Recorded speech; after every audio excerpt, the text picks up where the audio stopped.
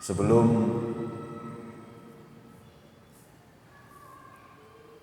saya memulai pembacaan kitab, saya ingin bergabung kepada panjenengan selaku umat Rasulullah atas meninggalnya para alim ulama yang hampir tiap hari ada ulama yang meninggal. Saya ikut grup WA majelis yang anggotanya seluruh Indonesia, seluruh para alim ulama, kiai, habaib, ustadz lengkap. Di situ saya tiap hari lihat kiai niki sedo, syekh niki sedo, habib niki sedo, setiap hari. Hampir tidak ada satu hari yang tidak kehilangan ini umat para ulama. Hingga hari ini kita kehilangan seorang yang sangat karismatik. Beliau adalah Habib Ali bin Abdurrahman As-Segaf, Jakarta. Termasuk sesepuhnya habaib di Indonesia.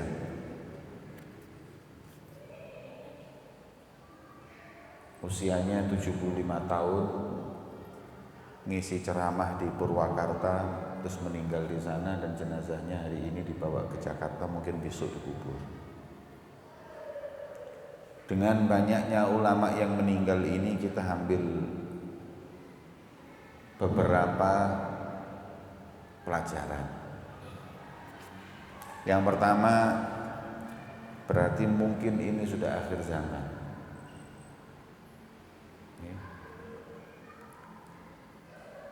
Sebagaimana Rasulullah SAW, Allah itu kalau mau mencabut ilmu, innallaha la yakbidul ilma intiza'an minal ard walakin biqabdil ulama.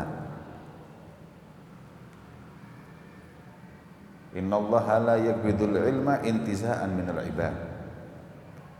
Allah itu enggak ngambil ilmu dengan terus dicabut ilmu itu dari hamba-hambanya, enggak. Walakin yakbidul ilma biqabdil ulama.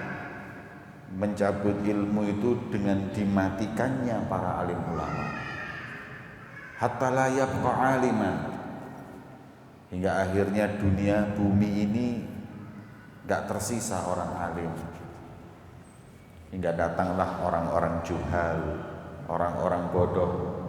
Fayaftuna bighairi ilmin, mereka mengeluarkan fatwa tanpa ilmu. Fadallu wa adallu, mereka sesat dan menyesatkan. Berarti semakin dekat hari akhir ini dengan matinya para ulama. Itu hikmah pertama.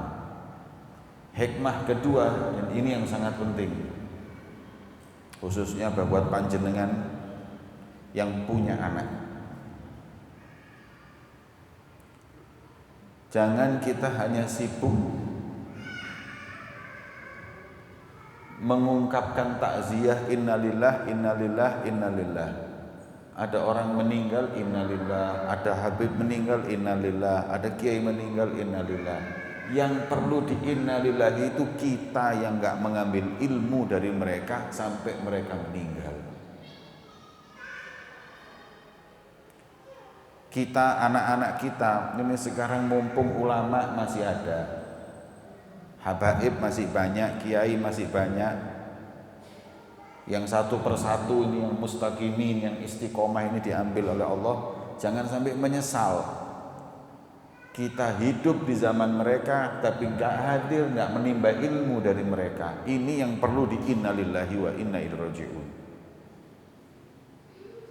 Maka itu, mumpung sampean masih diberi oleh Allah kesehatan, diberi oleh Allah Subhanahu wa taala waktu senggang, hadiri majelis-majelis mereka dengan cara yang baik, dengan adab, Sebelum nanti kita nggak punya kesempatan duduk dan menimba ilmu dari mereka. Siapa di Malang ini, ulama habaib yang masih ada, kiai yang masih ada waktu hadiri. Nanti kalau sudah nggak ada, mereka diambil oleh Allah, kita yang bingung. Jangan cuman bisa aku biyen sik zamani kiai niku, aku sik zamani ki Habib iku. Zamani tok ge apa lek gak nuntut ilmu, rugi. Karena hadirin sifat kita ini memuliakan, membesarkan, mengagungkan ulama kalau sudah meninggal. Kalau sudah meninggal baru ribut. Masih hidup nggak ngambil ilmu dari mereka. Nek pun sedo, kulo kilangan. Jangan jadi yang seperti itu. Mumpung masih ada sisa-sisanya ini, anaknya diajak, menantunya diajak, tetangganya diajak nuntut ilmu. Kalau wis kentekan ulama ngaji mbek sapa? Nggih. Ojo sampai kok ulama sing istiqomah iki entek sisane garek sing longop-longop iki kayak awak ngene iki wis kentekan sampean gak ono maneh wis mau nggak mau. Nih saya lihat ini, saya tiap hari sampai bingung saya. Ada yang kena COVID, ada yang tidak. Habib Ali ini kemungkinan nggak kena COVID, memang tua, usianya 75 tahun lebih. Habib Thohir Al-Kaf yang kemarin meninggal juga umurnya nggak begitu tua. Si Ali Jabir cuma 44, saumuran awak itu ya. Israel kan delok umur ya. Nih, nek nyabut nyawa gak delok KTP sik wis, pokoke kontrak entek sikat. Nih. Maka daripada itu ya, kiai-kiai istiqomah itu juga banyak hadirin. Tiap hari para kiai itu meninggal. Maka daripada itu mumpung masih kita punya waktu ngaji, ini kesempatan. Nanti kalau sudah nggak ada, kita nggak bisa berbuat apapun. Ya. Cari ulama habaib yang berilmu, yang istiqomah, tuntut ilmu dari mereka. Ya. Kalaupun sampai mereka meninggal, nggak nyesel kita. Alhamdulillah meninggal nggak apa-apa. Saya sudah pernah nuntut ilmu, lama saya duduk dengan mereka. Itu baru nggak kehilangan kita. Ya. Bismillahirrahmanirrahim. Wadzikru ala anwa'in katsiratin wa likulli naw'in minha fadlun wa thawabun 'azimun wa fihi fawaidun wa manafi'un jammah wa lahu thamaratun wa atharun syarifah. Zikir. Zikir itu kalimatnya banyak. Ya. Ada zikir la ilaha illallah, ada subhanallah, ada alhamdulillah, Allahu akbar, banyak zikir itu.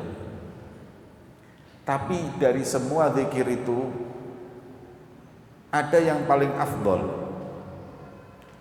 Ada pula keutamaan sendiri-sendiri. Ada yang punya faedah, punya manfaat sendiri, ada yang mempunyai athar, dampak yang sendiri. Jadi zikir ini dampaknya ini, zikir ini manfaatnya ini. Maka nawwi' itu jangan satu zikir kita baca. Macam-macam, kadang ini, walaupun afdalnya itu ini, tapi bukan berarti ini saja yang kita baca, kita tinggalkan ini. Kayak ada satu orang berkata seperti ini, mana yang lebih afdol, sholawatan mbek maca Quran? Nah iki omongan kayak gini iki, omongan wong gak ngaji. Jangan diafdol-afdolkan, semuanya punya keutamaan. Apa terus kalau ini yang afdol lainnya kita tinggal? Ya nggak bisa dong. Wong Kanjeng Nabi ngajarkan semuanya kok. Hanya saja hadirin, kata ulama begini, lamma alimallahu fi qalbi ibadihi wujudal malal. Allah itu tahu bahwa hambanya itu dalam hatinya punya sifat malal. Apa malal niku? Bosen, sa'amah. Nawwa Allahu ibadatahu.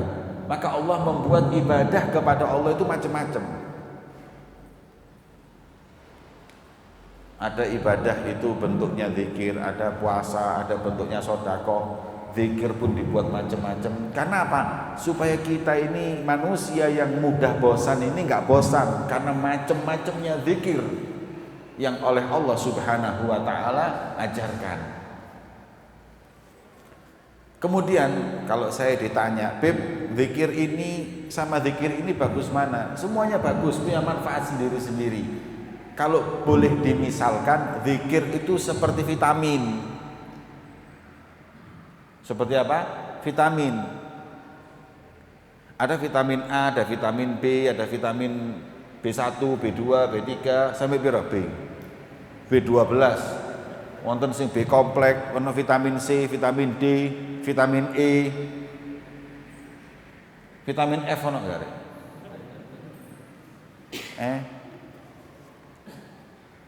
Dan lain-lain.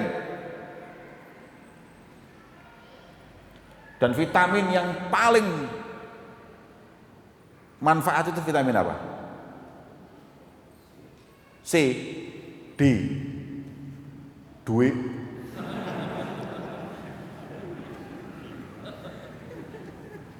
Iki masih kena corona waras kok. Nih. Apa vitamin? Tidak bisa sampai katakan A paling bagus. Oke, A paling bagus. Tapi nggak butuh B. Nih, Anda A-nya bagus, B-nya bagus, C-nya bagus, tapi akhirnya nggak punya vitamin D, kulitnya rusak. Karena D buat kulit. B-nya bagus, B kompleks, C-nya bagus, kemudian D-nya bagus, E-nya bagus, nggak punya A, motornya burem. Makanya semuanya kita penuhi vitamin itu. A, B, C, D, E, F, G, H, I, J sampai Z. Lah terus gimana caranya? Ya zikiran itu jangan satu zikir, semua zikir kita lakukan. Karena semua punya manfaat dan faidah tersendiri. Walaupun yang sangat mempunyai banyak keutamaannya, famin anwa'i dzikir bahwa asyrafuha wa afdaluha, paling afdal, paling mulianya zikir adalah la ilaha illallah. Nabi SAW beliau bersabda, afdalu dzikri la ilaha illallah, afdalu doa alhamdulillah. Paling afdolnya zikir adalah la ilaha illallah, paling afdolnya doa adalah alhamdulillah. Karena kita diajarkan ketika berdoa memulai dengan alhamdulillah baru doa. Ditambah lagi alhamdulillah, Allahumma sholli ala sayyidina Muhammad wa ala ali sayyidina Muhammad, baru doa, ditutup alhamdulillah dan sholawat. Ya. Karena itu paling afdolnya doa. Makanya jangan lepaskan alhamdulillah dalam doa. Kita kalau dipimpin zikiran oleh kiai atau habaib, afdalu dzikri fa'lam annahu la ilaha illallah, diingetin. Itu hadis itu, afdalu dzikri la ilaha illallah. Tapi kalau mereka mengatakan afdalu dzikri, paling afdalnya zikir, fa'lam, ketahuilah, annahu, sesungguhnya la ilaha illallah. Ada riwayat yang lain yang mengatakan afdal ma qultu ana wan nabiyuna min qabli la ilaha illallah, sebaik-baiknya apa yang kukatakan daripada zikir dan bahkan para nabi-nabi sebelumku adalah la ilaha illallah. Ini hadis-hadis yang mengungkap keutamaan la ilaha illallah. Wa qala alaihi salatu wassalam fima yarwihi anillahi ta'ala, la ilaha illallah hisni wa man dakhala hisni amina min adzabi. Saya kasih ijazah jenengan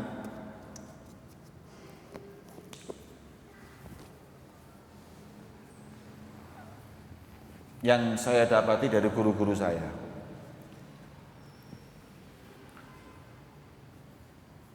Sanadnya ini zikir disebut dengan silsilah zahabiyah, rantai emas.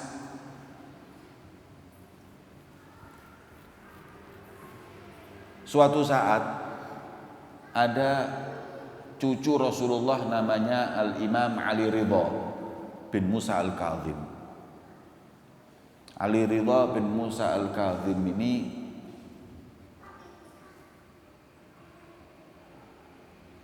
ahli ilmu, ahli ibadah, wajahnya itu bersinar di mana setiap orang melihatnya takjub tercengang karena seakan-akan masih tersirat cahayanya Rasulullah, karena masih nasabnya itu Ali Ridha bin Musa Al-Kazim bin Muhammad Al-Baqir bin Ja'far Shadiq bin Imam Ali Zainal Abidin, Imam Ali Zainal Abidin ibn Husain bin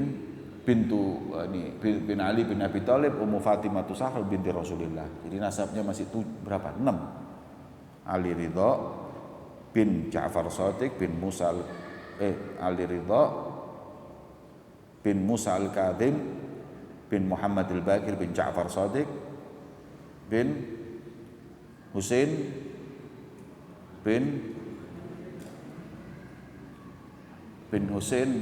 bin Ali Zainal Abidin bin Husain bin Ali. Jadi berapa? Ya 7, karena Ummu Fatimah Zahra binti Rasul. Suatu saat Imam Ali Ridha ini beliau berziarah ke kota Khurasan, daerah Uzbekistan kalau sekarang, tempatnya Imam Bukhari itu sana. Dulu kan sana tempatnya ulama. Ini tahun 200 tahun, 200-300 tahun setelah Rasulullah ya, 250 tahun setelah Rasulullah, masih 200-an tahun, 2 abatan, karena 7 kan.